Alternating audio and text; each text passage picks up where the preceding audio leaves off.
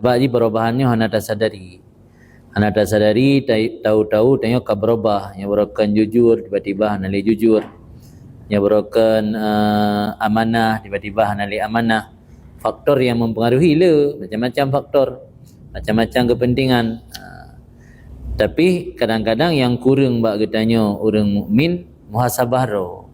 Ana pernah introspeksi, ana pernah tak periksa, ana pernah tak teliti, tak kaji kiban karakter tayo nak berubah atau karakter tayo mentang menunjukkan jati diri seorang mukmin atau hanale jati diri seorang mukmin liyukhriju minha sifatil munafiqin wa yadkhilu fiha sifatil mu'minin ya naha aqsuha.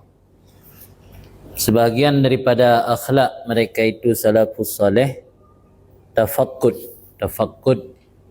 menyafakada berarti hilang, tafakkud merasa hilang, tafakkud merasa hilang atau meneliti, lazim merasa hilang na tayak mita tak sitat. Tafakkud biasa bermakna periksa atau meneliti. Tafakkud nufusihim meneliti jiwa mereka setiap saat untuk mengeluarkan daripadanya jiwa atau hati akan sifat-sifat munafik dan memasukkan dalam hati sifat-sifat orang beriman. Karena bahwasanya sifat orang beriman itu kebalikan daripada sifat munafik. Jadi salah satu akhlak salafus saleh, para salaf, mereka senantiasa bermuhasabah, introspeksi, selalu memeriksa apakah karakter mereka berubah ataupun tidak, atau mentang lagi sebab ni perubahannya hana tak sadari. Hana tak sadari, tahu-tahu tengok ke berubah. Yang berokan jujur, tiba-tiba hana li jujur. Yang berokan amanah, tiba-tiba hana li amanah.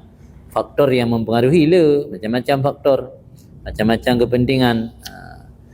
Tapi kadang-kadang yang kurang bak getanya orang mukmin muhasabah ro.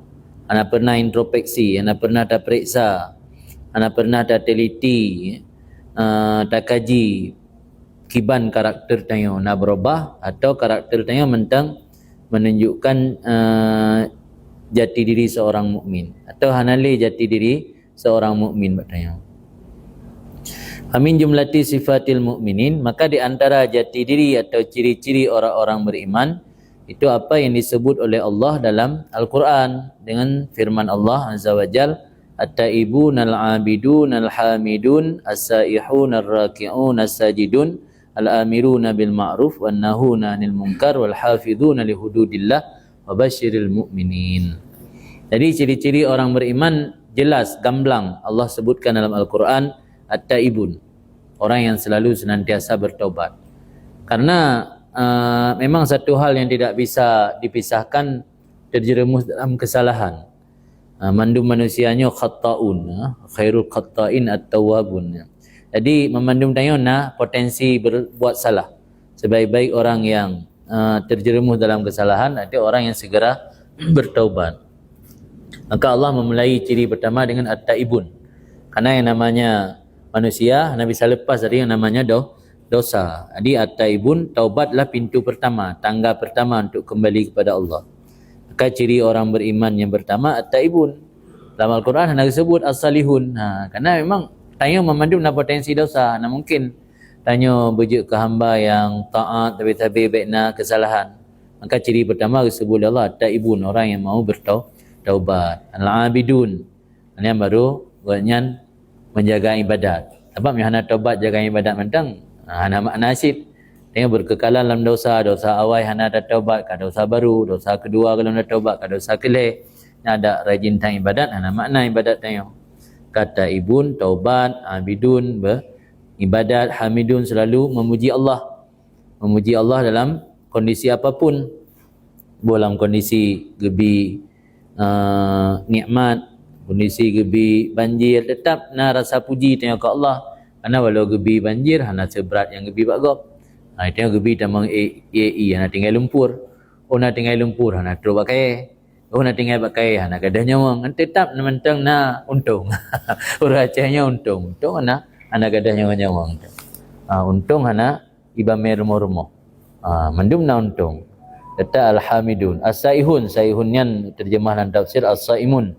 Orang yang senantiasa berpuasa, menahan diri daripada hal-hal yang dilarang dalam agama. Saihun, puasa secara logat di menahan diri walaupun puasa lagi bulan Ramadan. Ar-raki'un, yang rukuk dan sujud, kemudian memerintah dengan perbuatan ma'ruf, melarang daripada perbuatan mungkar dan menjaga batasan-batasan Allah. Yang ciri-ciri orang mukmin. Tak periksa muhasabah introspeksi roh tu pun mana ciri-cirinya. Yohana dah tingkatkan. Tak perbaiki, tak perbaharui. Menyona alhamdulillah kiban cara dah beristiqamah. Yang salah satu akhlak salafus saleh. Yang orang dah nak mau tahu kadang-kadang tanpa ada sadari. Kalau ada sadari gop kadang yang teh. Ikut ni gop kamu baron kali lagi awal. Tak bantah pandai mubah dan ngesat. Padahal yang sadari gop dia ada sadari. Bukan kadang orang amanah jujur tiba-tiba leweknya kam lay agak khianat becut. Bukan sering jujur ya kalau sulit. Ya bukan menepati janji no ka sering menyalahi. Ini kan ciri-ciri munafik yang berada dalam hadis.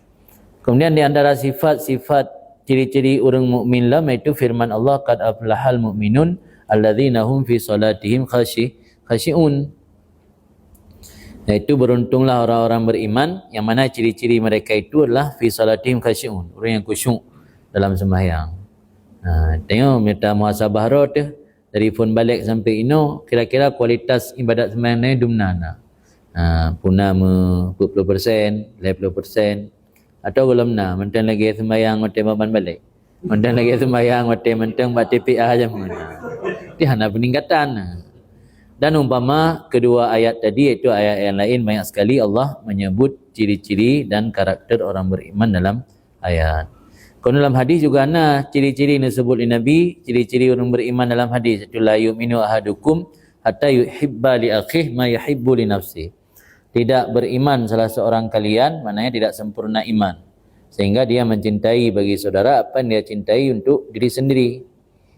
Mengamalkan hadisnya berarti menjauhi sifat hasad, sifat ujub, sifat dengki, sifat riak dan sebagainya. Karena pementang yang hana senang wategop diarahkan ke katanya, ditujukan ke katanya, demikian juga katanya baik tak senang untuk tak tuju tak arahkan ke gop. Kemudian dalam hadis